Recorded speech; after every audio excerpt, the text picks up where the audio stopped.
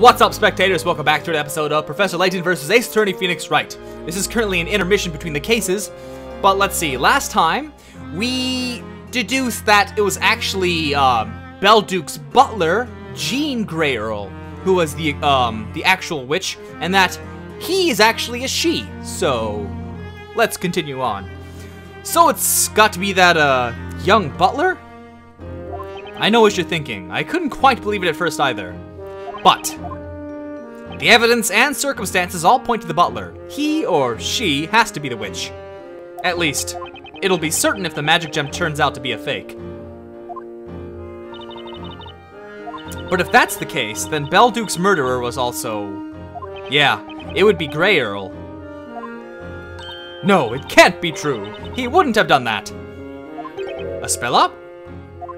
I know Jean. He held Sir Belduke in the greatest of respect. Jean didn't kill him, I'm sure of it. Are you really what people think you are? There are still so many unknown factors in this trial. Ah!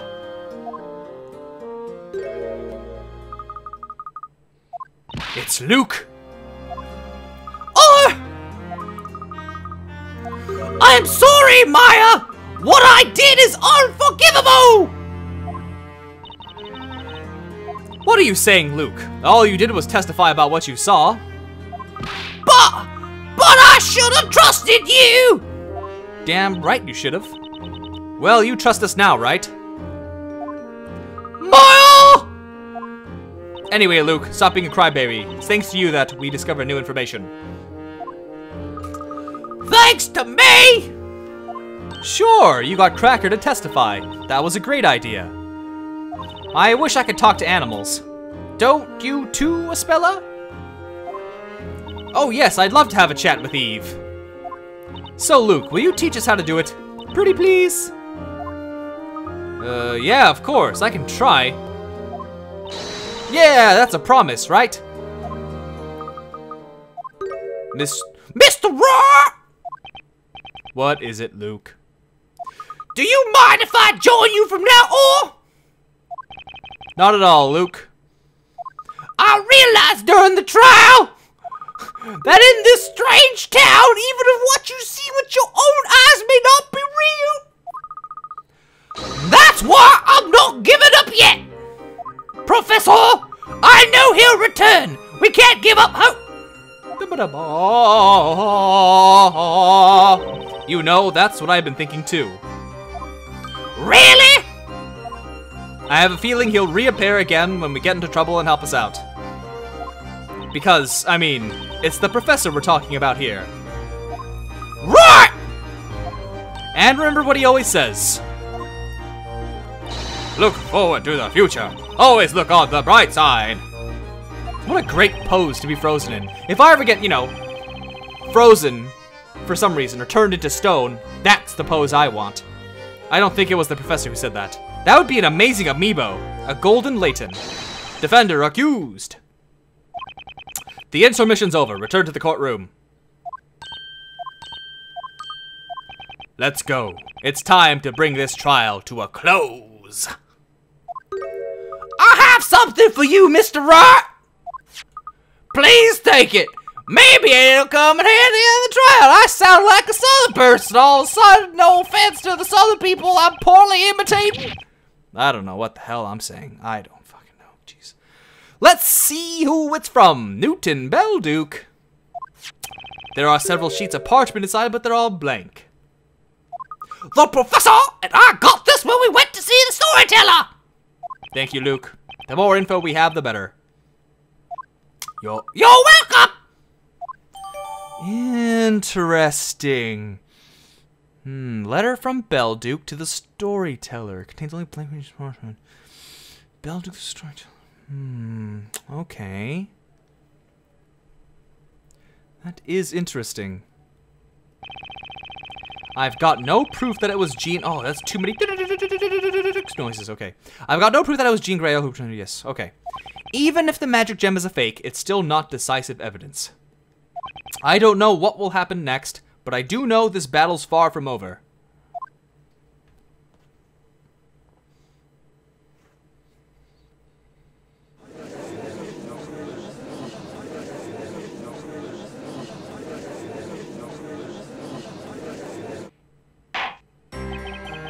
We will now resume the trial of Maya Fey. First things first, the occult crime analysts have finished examining the evidence. They have tested the 2 magic gems from the witch's scepter.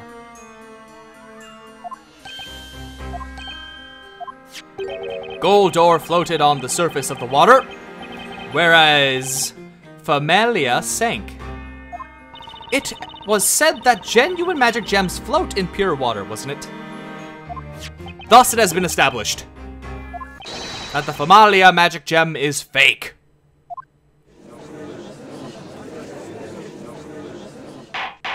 Order!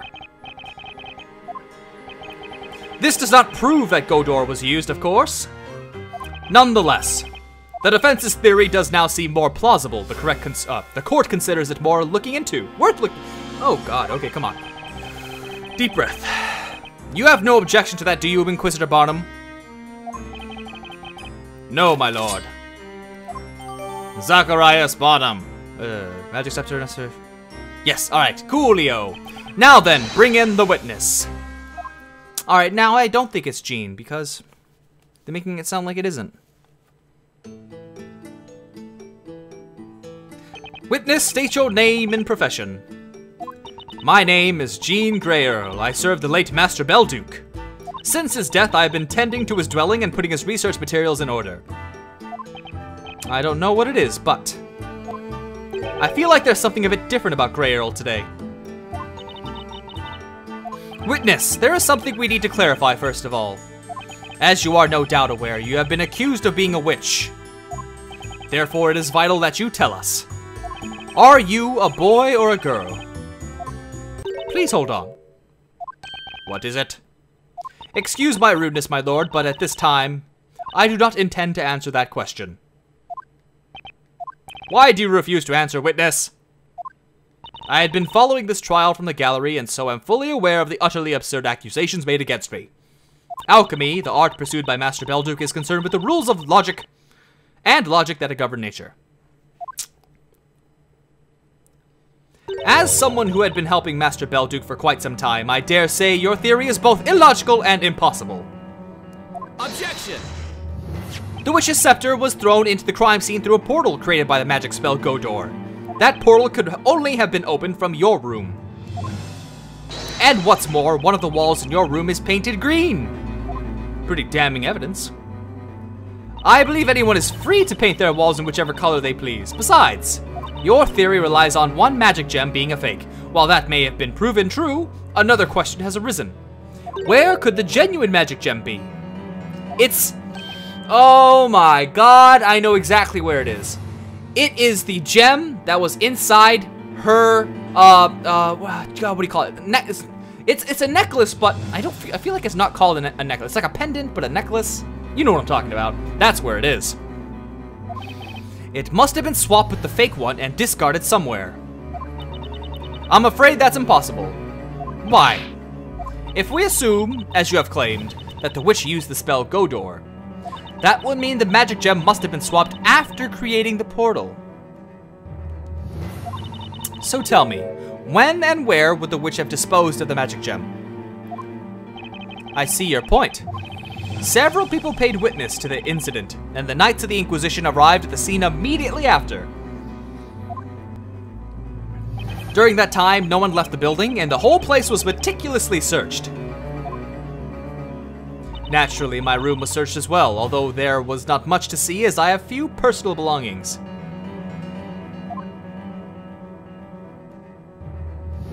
Despite our inspection, nothing resembling a magic gem was found. I assure you, we have not overlooked anything. I would swear to it on my honor as a knight. So, Mr. Wright, if you wish to accuse me of being a witch, should you not first prove that there is a connection between me and this missing magic gem? Furthermore, I would appreciate it if you could please approach the matter in a rational way like an alchemist. The house was searched very soon after the crime. If the gem wasn't found, then it means Greyerl hid it somewhere. Somewhere the Knights of the Inquisition would not have looked. Where could it be? I already said where it was. We all know where it is now, because I said it.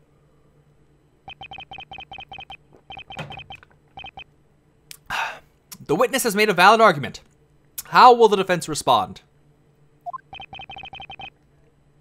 The knights who searched Sir Belduke's premises weren't looking for a magic gem. That's why there was a certain place they didn't consider searching. Interesting. You really don't give up easily, do you? In that case, perhaps you could tell us all where that magic gem is. In Greyerl's possession, baby! Sir Belduke's premises were thoroughly searched. I don't think anything would have been missed there. You anticipated that, and that's why you hid it in a blind spot that you knew wouldn't occur to the knights. A blind spot, you say? Well, where is it? It's somewhere on Jean Greyerl's person. What? It's on the witness! Yeah, what you gonna do, Greyerl? What you gonna do, Greyerl? Don't tell me. The witness has it in their pocket. No, you big idiot! God, Barnum! You're just guessing, aren't you? You think you can just say anything you like. By the way, I'm afraid there are no pockets in my clothing. This is the second time I've seen Greyerl today. And both times I had a feeling that something wasn't quite right. Maybe it's just me, but it could be related to the whereabouts of the magic gem. Defense, show us the location of the magic gem. Where do you think this witness hid the magic gem on the day of the crime? Right there. Got it! Witness! We met for the first time at Sir Belduke's premises. Ha! I knew it! Damn, I'm pretty. At that time, you had an amethyst attached to your collar. Bum, bum, bum. Ba, ba, ba, ba, ba, ba. Oh, that's right, Mr. Greyerl always... Alchemists believe that amethysts emit positive energy. Amethysts are purple. But when I saw you in the waiting room this morning, the gemstone you were wearing was green, not purple.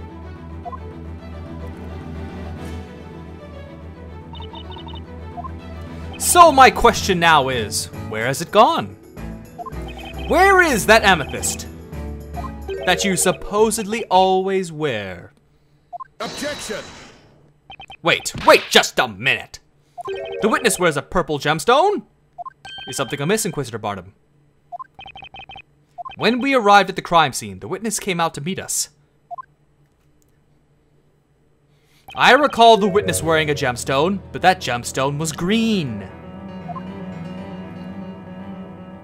Hot diggity! Green? Amethysts aren't green, although amateurs sometimes mistake praziolite for amethyst. I don't know that kind of stone, but that's irrelevant now. Witness! You've been trying to pin the blame on the defendant. In order to do that, you replace the Godor magic gem with the regular gemstone. We thought the witch who killed Sir Belduke had used the spell Famalia. You knew that if a witch's scepter, with the Famalia and Goldor gem magic gems attached, was discovered at the crime scene, the suspect would be accused of committing both crimes, and that's precisely what happened. The girl captured at the crime scene was accused of slaying both Sir Belduke and Sir Layton. That was your plan. You removed the Godor magic stone from the scepter and inserted your amethyst in its place. And then, you attached the Godor gem to your collar. That's why, when we saw you shortly after the incident, you were wearing a green gemstone. To think that was in fact a magic gem. Busted. Order! Order! Witness, is that true? This amounts to nothing more than conjecture. I do not believe you have any solid proof. However, I have to concede that you have surmised a logical connection between me and the missing magic gem. Consequently, I am prepared to answer your questions. Good. I will repeat what I asked you previously. Witness, state your name, profession, and finally, your gender. What a voice. My name is Jean Greyerl. Yep. I have been serving the late Master Belduke. As you can see, I wear a butler's outfit, but the truth is, as the defense claims, I am a girl.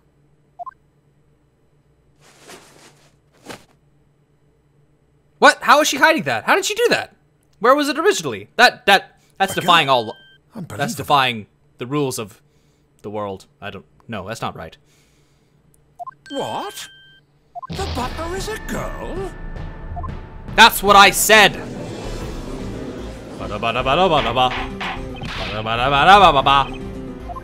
Jean Greyerl, are you declaring to this court that you are in fact female? Yes. But everyone in town was under the impression that you were a boy. Are a boy. Did you hear that? The butler's a girl. Doesn't that make him a maid? I knew there was something suspicious about him. I mean her. You know why, right? Think about it. All that alchemy, that's mighty suspicious. Just listen to them. Listen to the wild gossip and accusations. Alchemists pursued knowledge of the rules that govern nature. But to the townspeople, alchemy is no different to magic. Had they known I was a girl, they would have taken me for a witch. That's what Master Belduke was worried about. He told me it would be safer to pretend to be a boy. In other words, you disclose that you're female, but deny that you're a witch. I would have thought that was obvious. She knew that once her gender came into question, she wouldn't have been able to conceal it. That's why she's made this public now. It was the most rational choice for her. Inquisitor Barnum, may I ask you one question? Has all the evidence in this Golden Gentleman case already been presented? Why do you ask? As it stands, you do not have a single piece of evidence proving that I am a witch. Given the lack of pertinent evidence against me, I would like to be permitted to return to my duties. What say you, Inquisitor Barnum? It has been proven that the two gems were swapped. However, it may also have been possible for the accused to have done so. Objection! Maya had no reason to swap the gems. This is a place of judgment. There's no need for us to understand the reasons behind a criminal's actions. That's ridiculous. After all, those whom we judge are otherworldly creatures. They are witches. It is impossible for a human being to understand the reasoning of a witch. Is there nothing? Luke is so adorable. Is there nothing we can do? At this rate, Maya will be... Barnum still thinks Maya's a witch. We've made it this far, and yet it feels like we're back at stage 1. It seems there are no more rational arguments against me. Now, if you will kindly excuse me. I don't have much on Greyerl when it comes to the professor's case. But should I just let her go?